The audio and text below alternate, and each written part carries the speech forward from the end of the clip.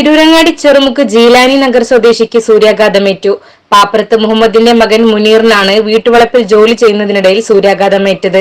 ശരീരത്തിൽ ചൊറിച്ചിൽ അനുഭവപ്പെട്ടതിനെ തുടർന്ന് ഡോക്ടറെ കാണിച്ചപ്പോഴാണ് സൂര്യാഘാതമാണെന്നറിഞ്ഞത്. ഇന്നലെ ഞാൻ രാവിലെ 11 മണിക്ക് വീട് പരിസരത്ത് വായൻ്റെ ഒരു ജോലി ചെയ്യുന്ന സമയത്ത് ഇന്നലെ ചെറുതായിട്ടൊരു നീറ്റലുണ്ടായി.